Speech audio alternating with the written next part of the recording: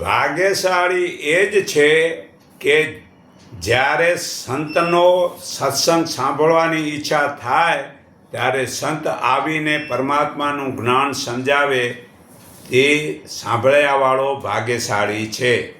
બીજો ભાગ્યશાળી એ જ છે કે સંતના ચરણનો સ્પર્શ કરવા મળે હતા માતા પિતાના શરીરને સ્નાન કરવા વગેરેનો સમય મળે ને તે એની સેવા કરે તે ભાગ્યશાળી છે. ત્રીજો ભાગ્યશાળી એ જ છે કે જ્યારે માતા પિતા અને ગુરુના દર્શન કરવાની ઈચ્છા થાય ત્યારે તેના દર્શન થાય તે ભાગ્યશાળી છે.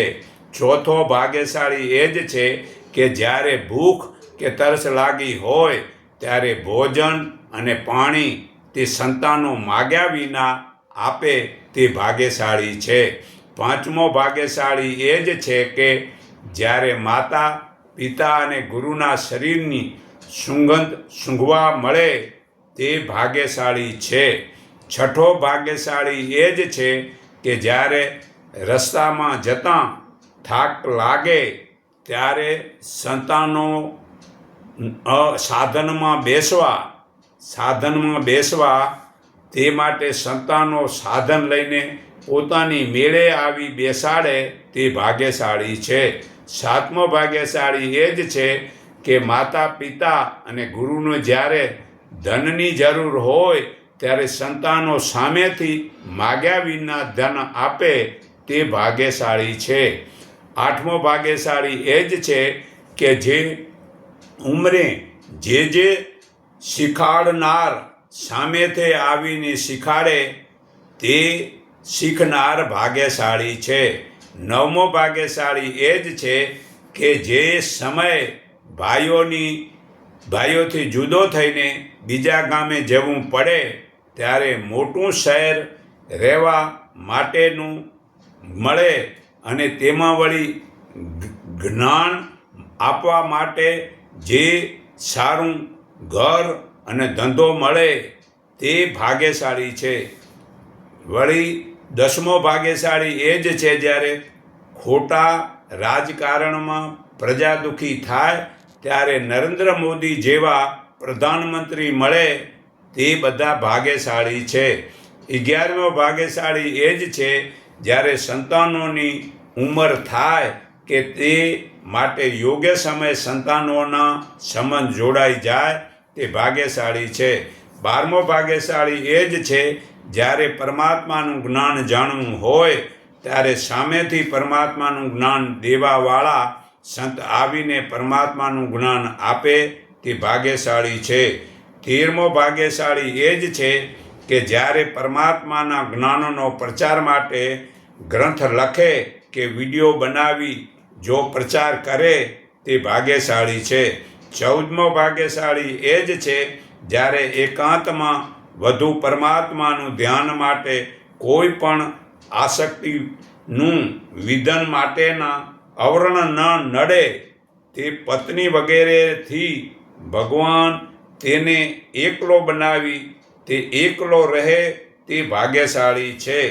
તો ખરેખર ભાગ્યશાળી એ જ છે તે હવે જે જન્મદિવસનો અર્થ એવો નથી જે કે તું 5 વર્ષનો થયો તારામાં સંસ્કારોનું તું બરાબર પાલન કર તો તે જન્મદિવસનો અર્થ થયો સમજો તે ભાગ્યશાળી છે. છતાં 12 વર્ષે બુદ્ધિનો સારો ઉપયોગ કર છતાં 16 વર્ષે તું પૂરો સુધરી ગયો અને છેલ્લે 20 વર્ષે તું સૂર્ય ઉગે તે પહેલાં 4 થી 6 ની વચ્ચે ઉઠતો થયો ને સવારનું ભ્રમણ કર્યું ને આસનો યોગાસન કર્યા સ્નાન કરી ધ્યાન કરીને ઉત્તમ પુસ્તકોનું વાંચન કર્યું સત્યનું પાલન કરી વેર ઈર્ષા અને અભિમાન છોડી સારો વ્યવહાર કરે બીજાનું ધન વગેરેની ચોરી હિંસા વ્યભિચારી નિંદા કઠોર કે વ્યર્થ સમય બગાડતો નથી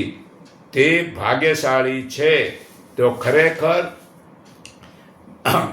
ભાગ્યશાળી એ જ છે કે જે જડ ચેતનનું જ્ઞાન સમજે છે. જડ જેમાં જ્ઞાન નથી હોતું તેમજ સુખ દુઃખનો અનુભવ થતો નથી. જે પૃથ્વી જળ અગ્નિ વાયુ આકાશ જે પ્રકૃતિના 24 તત્વો તે જળ સમજવા અને ચેતન જેમાં જ્ઞાન હોય છે અને સુખ દુઃખનો સમજી શકે છે એમને ચેતન કહેવાય છે. તેમાં આત્મા અને પરમાત્મા આમાં વળી જીવાત્મા સુખી દુઃખી થાય છે, પરંતુ પરમાત્મા ક્યારેય દુઃખી થતા જ નથી. તે સમજે તે ભાગ્યશાળી છે.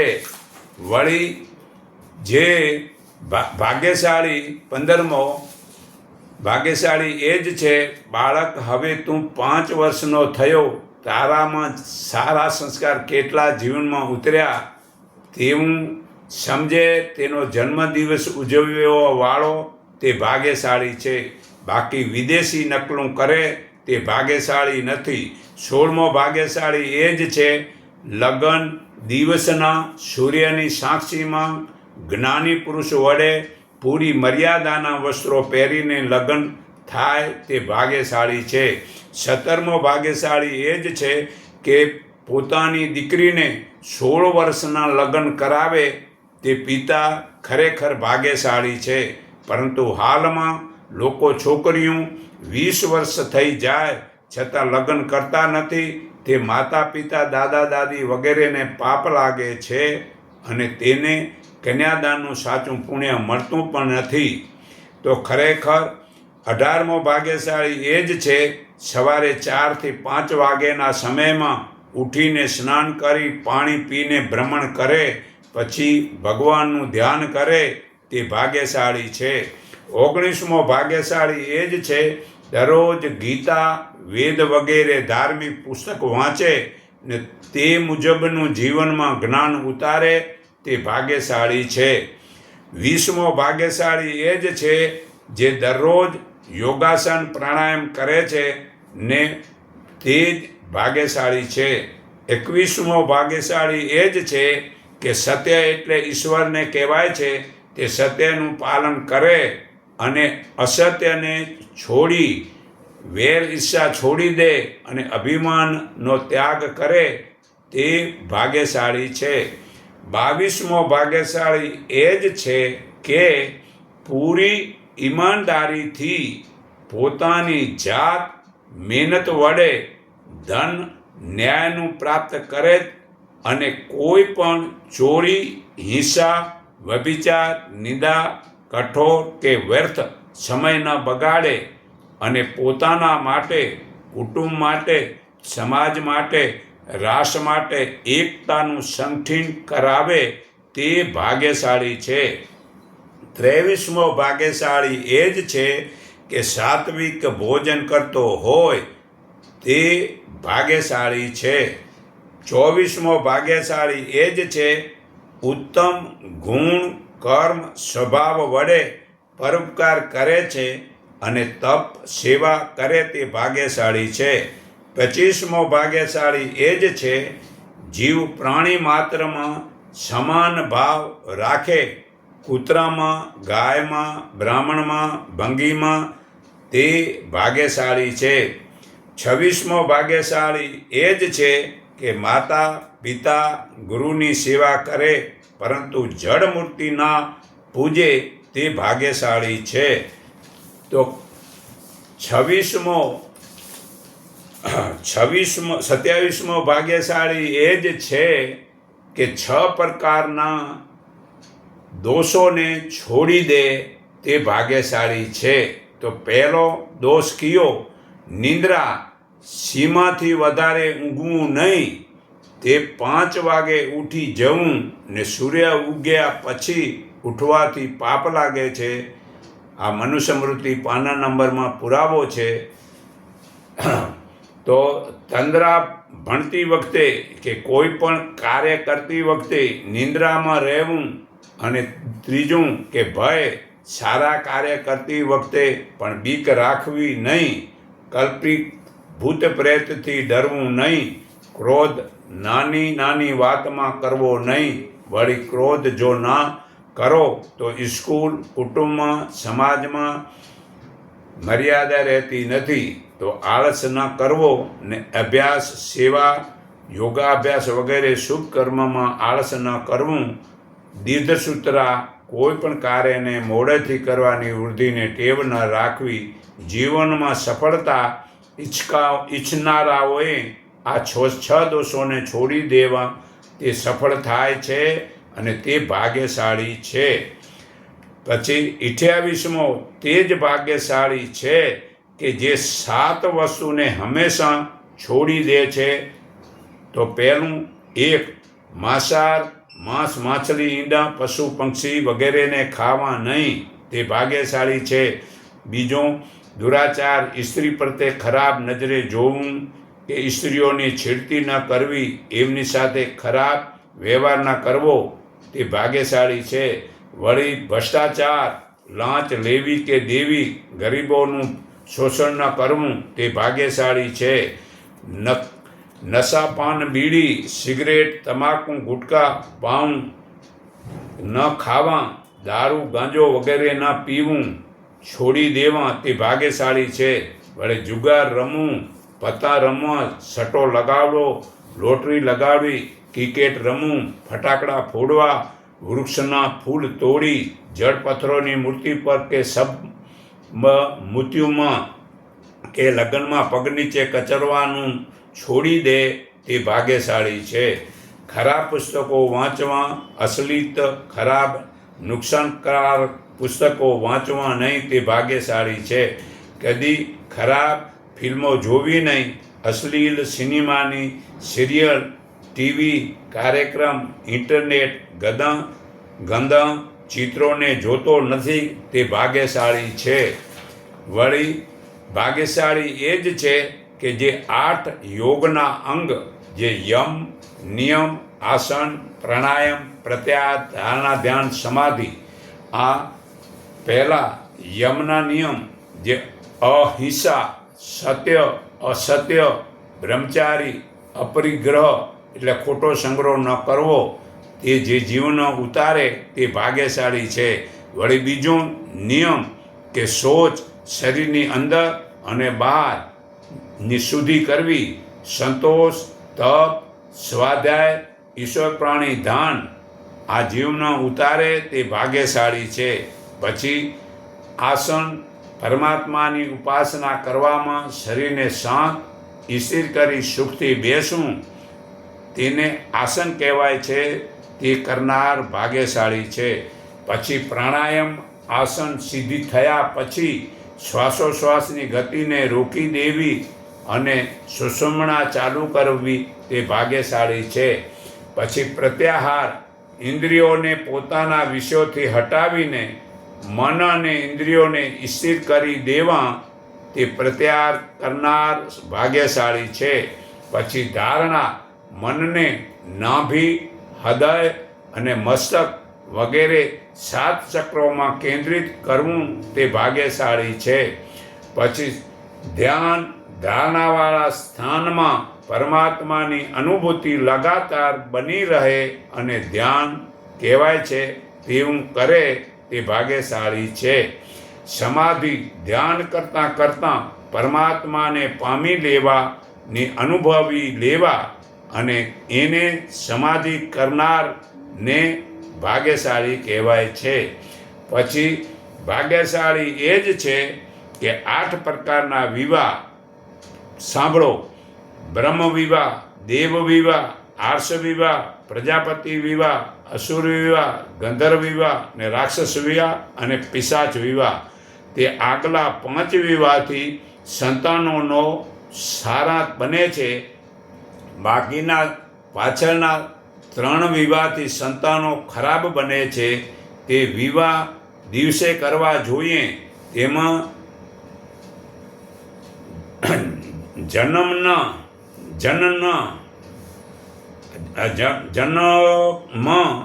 તેના જન્મ 100થી વધુ લોકો ન તેની જાનમાં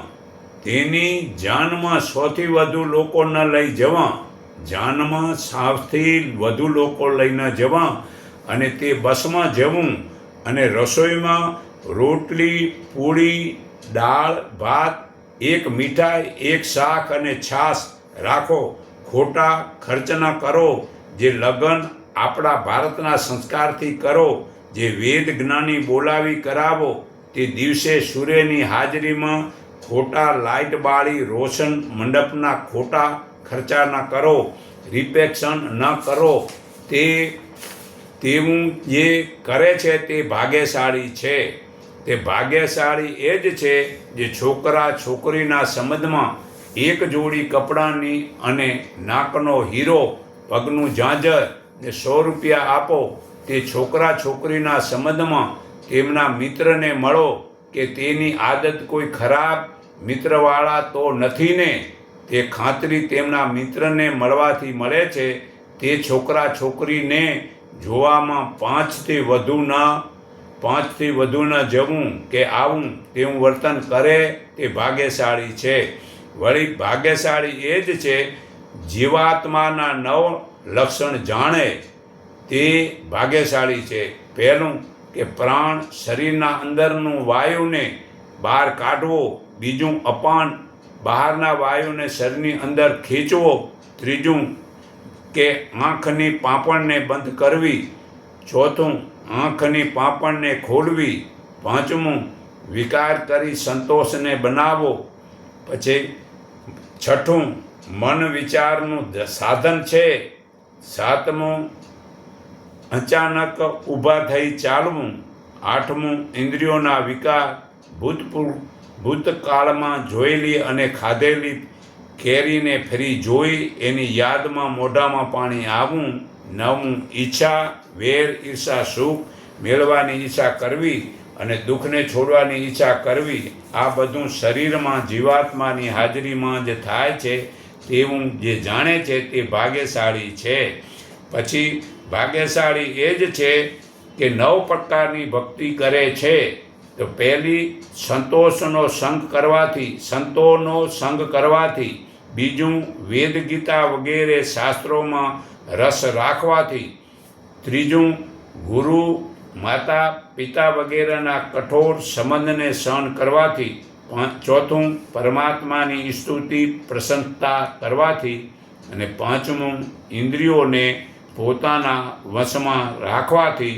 છઠ્ઠું સંસારિક વિષયો ભોગથી દૂર રહેવાથી. સાતમું પરમાત્માના ધ્યાનથી. આઠમું સંપૂર્ણ પુરુષાર્થ કર્યા પછી તેમાં જે ફળ મળે એમાં સંતોષ રાખવાથી. બધાની સાથે સત્ય, ન્યાય, ધર્મપૂર્વક વર્તન કરવાથી તે કરવાવાળો ભાગ્યશાળી છે. તો આ ધર્મના જે 10 લક્ષણ જીવનમાં જે ઉતારે તે ભાગ્યશાળી છે. તો ધૂતિ એટલે સંતોષ, ક્ષમા, બીજાના પરોપકાર પર ઉપકાર કરવો નહીં, દમ, મન પરનો કાબુ, અસત્ય, અન્યાયથી પારકું ધન ન લેવું, શૌચ, માટી પાણીથી શરીર સફાઈ રાખવી ને ઇન્દ્રિયો નિગ્રહ, ઇન્દ્રિયો વગેરેને કાબૂમાં રાખવી, બુદ્ધિ, શાસ્ત્ર, દીનું તત્વ જ્ઞાન અને પરમાત્માની વિદા, આત્મા જ્ઞાન અને સત્ય સંપૂર્ણ સાચું જ્ઞાન. આ ક્રોધને થવા ન દેવો. તે આમ આ 10 ધર્મના લક્ષણ જે જીવનમાં ઉતારે તે ભાગ્યશાળી છે. જે લોકો ધર્મના 10 લક્ષણો સારી રીતે જાણે છે અને તે જાણીને તેનું સારી રીતે પાલન કરે છે તેઓ પરમ ગતિ મોક્ષ પામે છે તે ભાગ્યશાળી છે. પછી 10 શુભ કર્મ. અ એટલે શરીરથી રક્ષા, દાન ને સેવા. બ વાણીથી સત્ય, મધુર, હિતકર, સાર્થક. ક મનથી દયા, લોભ ન કરવો. 10મું આસક્તિ. આ આચરણ શુભ કર્મના કરનારો ભાગ્યશાળી છે.